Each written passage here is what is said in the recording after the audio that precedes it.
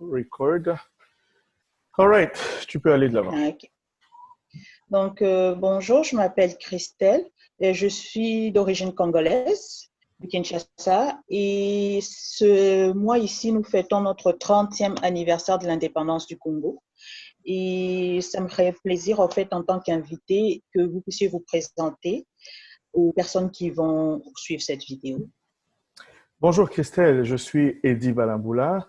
Je vis dans la région de la capitale nationale. Je suis consultant réglementé en immigration canadienne, membre du conseil de réglementation des consultants en immigration au Canada. Je suis également parajuriste, membre du barreau de l'Ontario. Et donc voilà, je suis congolais et voilà, je pense que c'est assez comme présentation. Il n'y a pas de problème, merci beaucoup. Et pouvez-vous nous donner comme une définition pour vous, c'est quoi le 30 juin? Ben, définir le 30 juin, c'est un peu complexe. Moi, ce que je veux dire par rapport au 30 juin, c'est que c'est une date hein, que nous avons au cours de laquelle nous avons eu ce que j'appelle un semblant d'indépendance ou encore une illusion d'indépendance. C'est qu'en réalité est une forme un peu plus moderne d'asservissement, une forme euh, plus modernisée d'asservissement des populations africaines et congolaises en particulier. Donc, ça me rappelle, le 30 juin me rappelle tout simplement ce changement que beaucoup, ou certains d'entre nous assimilent à une quelconque liberté. Mais voilà, mais bon, qu'à cela ne tienne, le 30 juin est quand même un jour qui marque les esprits des Congolais parce que c'est une date où s'est passé quand même des choses que l'on considère importantes pour le Congo. Voilà, c'est ça le 30 juin pour moi. C'est un petit peu, comment dire, un petit C'est peu plus long. précis. Et je sais que personnellement, vous n'avez pas vécu le 30 juin. C'est sûr et certain, vos parents ont dû sûrement vous raconter comment eux, ils ont vécu le 30 juin. Et c'est quoi le souvenir que vous avez de ça? Ben, les souvenirs que moi j'ai de ce que j'ai entendu, parce que bien entendu, je n'ai pas l'âge de quelqu'un qui est né avant le 30 juin, ben ce sont des souvenirs de fêtes, hein, beaucoup de célébrations qui ont eu lieu autour de cette date-là, comme je l'ai mentionné, parce que beaucoup ont assimilé cette date-là, l'indépendance, à une liberté politique, liberté économique, ce qui n'est pas réellement le cas. Mais voilà les souvenirs que nous avons. La musique indépendance cha-cha, au cours de laquelle il y a eu des exhibitions de danse. Et voilà, c'est ce que nous avons retenu, en tout cas, c'est le souvenir que nous avons.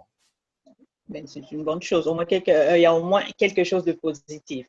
Donc, on peut retenir ça. Puis, dites-moi, en tant qu'entrepreneur, en tant que travailleur, en tant que personne qui vit au Canada, quel message avez-vous pour la génération ici, présente, les jeunes, et la génération future, en fait, qui va venir, qui vivent, non pas, comment dire, ici, mais qui vivent aussi au Congo?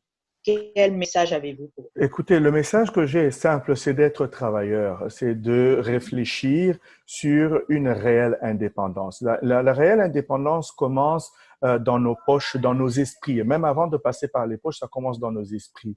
Nous devons, en tant que jeunes qui vivent ici à l'extérieur ou ceux qui sont au Congo, nous devons réfléchir sur les voies et moyens de devenir réellement indépendants. Quelles sont les stratégies, quelles sont les mesures que nous devons adopter pour changer les choses. Parce qu'aujourd'hui, oui, nous allons fêter quoi? 60 ans d'indépendance, mais qu'avons-nous accompli en 60 ans? Qu'allons-nous accomplir demain? Nous devons passer à une autre étape, assez de danse, assez de fêtes, assez de bouffe. Nous devrions commencer à faire manger notre esprit, manger de la réflexion, de voir comment nous allons prendre du poids dans ce domaine-là. Ben, voilà.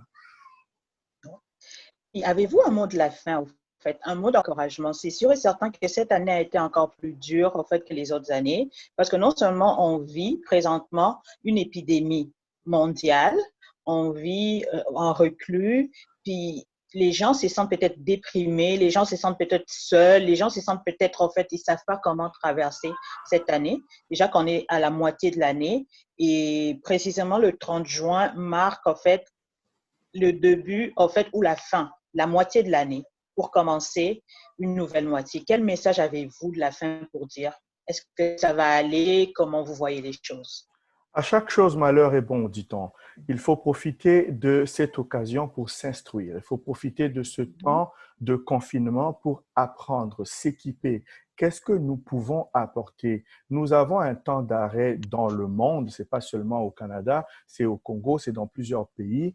C'est un temps d'arrêt. Nous devons nous arrêter, décider un peu qu'est-ce que nous pouvons faire mieux, qu'est-ce que nous pouvons faire différemment. Instruisons-nous. Nous pouvons prendre des formations en ligne pour ceux qui sont au Congo. Nous pouvons lire des livres. Nous pouvons assister à des webinaires en direct sur Internet. Il y en a à profusion de nos jours. Mhm. En fait, faisons des choses différemment. C'est ce que j'essaie de dire, moi, à ceux qui sont autour de moi, à ceux qui peuvent m'écouter en ce moment, c'est que oui, le 30 juin marquerait peut-être la fin de la première moitié de l'année, mais il n'est pas encore fini. Nous ne sommes pas encore à la fin. Nous pouvons atteindre les objectifs que nous nous étions fixés avant Mhm. le début de l'année, si on l'avait fait. Hein. Pour la plupart, d'ailleurs, on ne le fait J'imagine pas. que oui. Alors, pour ceux qui l'avaient fait, nous pouvons encore atteindre ces objectifs-là. Il suffit de se serrer les coudes et de trouver des stratégies qui puissent nous permettre à y arriver. Donc voilà, moi j'encourage tous les jeunes,